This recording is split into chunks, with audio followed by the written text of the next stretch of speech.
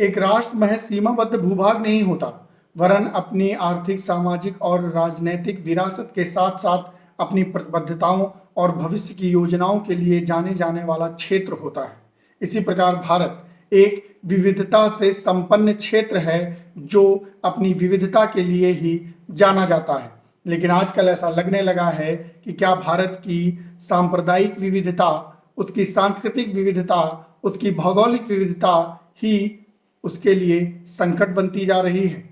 नमस्कार दोस्तों, मैं हूं प्रदीप सिंह और आप देख रहे हैं इतिहास गंगा। इतिहास गंगा के आज के इस अंक में हम चर्चा करेंगे कुछ विशेष घटनाओं की जिनका संबंध खालिस्तानी आंदोलन से है, जिनका संबंध वारिस पंजाब दे जैसे संगठनों से है। चर्चा करते हैं कुछ ऐसी घटनाओं की जो महज चंद दिनों पहले ही भारत के पश्चिमी क्षेत्र अर्थात पंजाब में घटी है।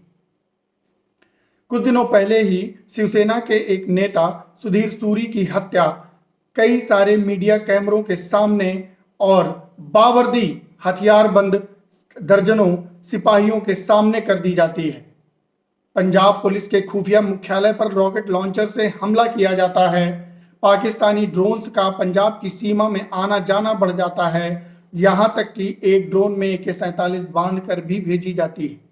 इन सारी घटनाओं को जब मैं याद करता हूं तो सबसे विशेष और महत्वपूर्ण घटना है पंजाब के अजनाला थाने पर अमृतपाल सिंह और उनके साथियों द्वारा गुरु ग्रंथ साहिब को सामने रखकर की गई घटना। और वो हिंसक कार्रवाई मुझको याद दिलाती है 1984 के ब्लू स्टार की घटना, जिसके बाद केवल पंजाब ही नहीं पूरा देश लगभग सांप्रदायिक दंगों की चपेट में था। मित्रों, ब्लू स्टार जैसी घटना दोबारा ना हो, इसके लिए कड़े प्रयास किए जाने चाहिए। खैर, प्रयास किए जा रहे हैं। त्वरित रूप से पंजाब सरकार और पंजाब पुलिस ने वारिस पंजाब दे के और अमृतपाल सिंह के कुछ समर्थकों को, कुछ गुर्गों को पकड़ लिया है और उनको असम के डिब्रूगढ़ जेल भेज दिया गया है। अमृतपाल सिंह को हिरासत में लेने के लिए लगातार प्रयास किए जा रहे हैं। ये एक अच्छी सूचना है कि केंद्र सरकार और पंजाब पुलिस लगातार मिल के कार्रवाई कर रही है। मित्रों, आप सब ब्लू स्टार जैसी घटनाओं को याद करते होंगे और जब भी याद किया जाता है रोंगटे खड़े हो जाते हैं। ऐसा नहीं होना चाहिए। और ये कहाँ तक उचित है कि जिन धार्मिक ग्रंथों को हम अपने सरमाथे पर लगाते हैं, उनकी कसम खाते हैं, उनसे सीख लेते हैं और स्वयं को और अपने देश को मजबूत बनाने का प्रयास करते हैं, उनको सामने रखकर हिंसक घटनाएं की जाएं।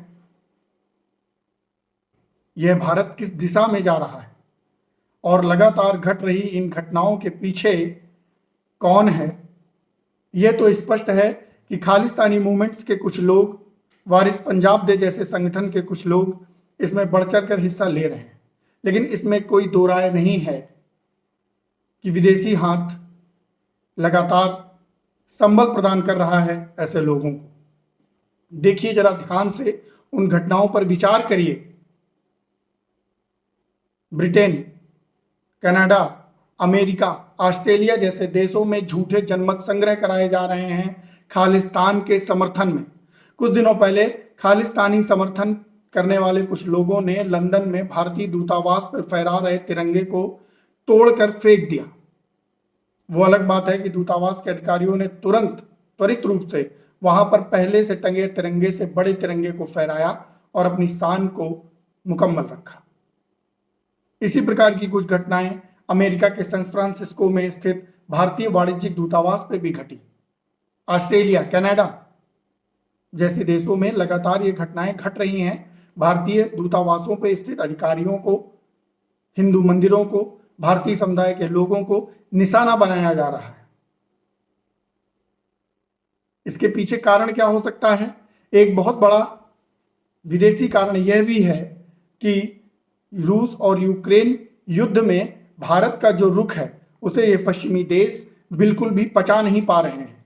उनका ये मानना है कि रूस और यूक्रेन युद्ध को जिस प्रकार उन्होंने देखा या प्रदर्शित किया है, जो लकीर उन्होंने खींची है, भारत भी उसी का अनुगमन करे, वरन भारत ऐसा कर नहीं रहा है।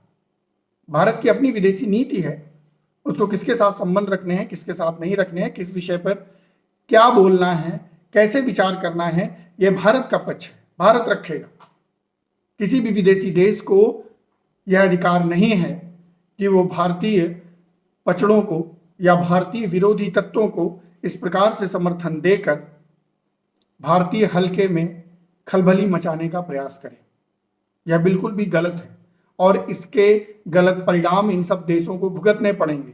लगातार आ रही सूचनाओं से यह स्पष्ट हो रहा है कि जिन देशों की बात अभी ऊपर की गई है, भारतीय समुदाय उनको पसंद नहीं कर रहा है। 9/11 की घटना जब हुई थी, उसके बाद भारत ने अमेरिकी दूतावासों पर सुरक्षा कड़ी कर दी थी। जब भी उनके ऊपर घटनाएं हुई, आतंकवादी घटनाएं उनके साथ घटित हुई, तो मारे गए भारतीय सिपाही उनकी सुरक्षा में। लेकिन आज की दशा क्या है कि विदेश में स्थित भारतीय दूतावासों पर, वाणिज्यिक दूतावासों पर सुरक्षा के प्रबंध कम कर दिए गए, जबकि वर्तमान समय में उनके प्रबंध मजबूत किए जाने चाहिए। भारत एक ऐसा देश है कि उसके ऊपर लाख समस्याएं आए, वो कभी टूटेगा नहीं, टूटा नहीं था। लेकिन इस प्रकार की विदेशी नीति की जो रणनीति है वह कदापि उचित नहीं है और इसके घातक परिणाम उनको भी भुगतने पड़ेंगे। लेकिन उसके लिए जरूरी है कि हम अंदर खाने एक हों।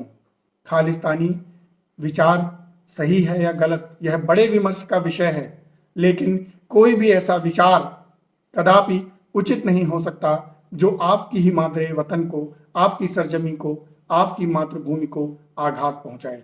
सावधान रहिए, सतर्क रहिए। जय हिंद, जय भारत, वंदे मातरम।